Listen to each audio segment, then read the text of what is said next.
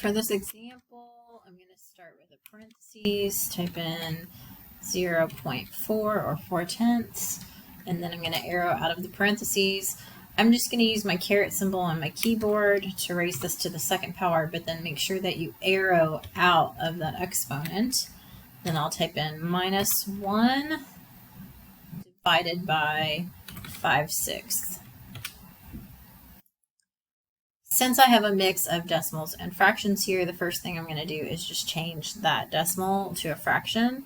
I would say that is 4/10, so that's also how I'm going to type it.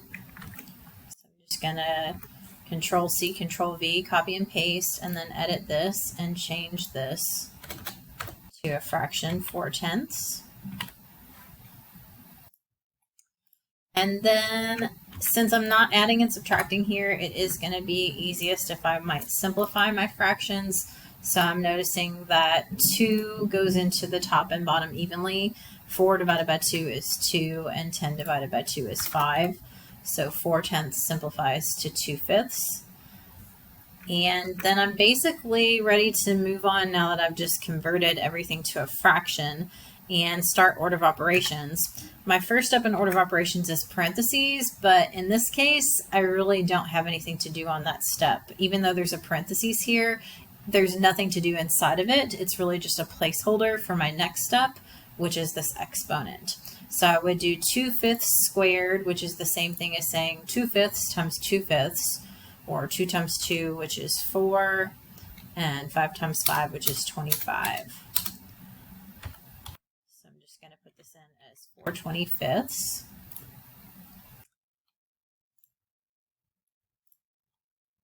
And then my next step is going to be to go on to multiplication and division. So I'm not seeing any multiplication here, but I do have some division.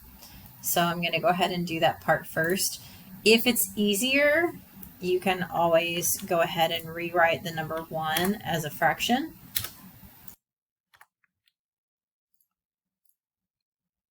So I might just go ahead and write that as 1/1. And then it depends on what method you want to do. If you want to use like the common denominator method for division, or if you just want to do keep, change, flip. I might go ahead and just do keep, change, flip.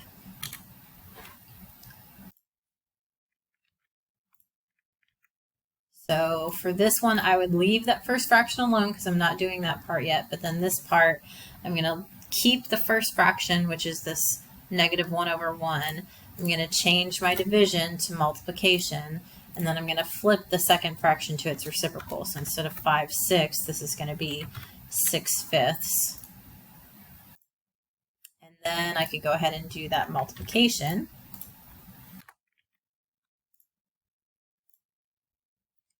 So if I multiply the numerators and multiply the denominators, I simply get -6/5,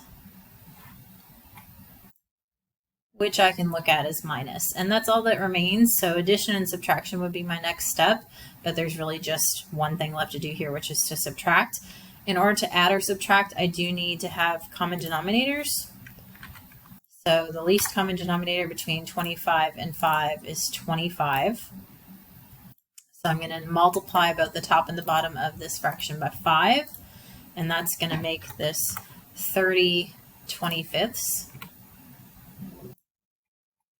And then finally, I would just subtract those numerators. So 4 minus 30 would be -26.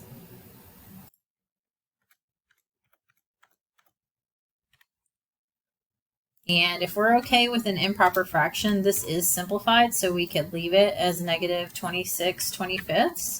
Or if we wanted a mixed number, we could say that 25 goes into that one time with 1 left over.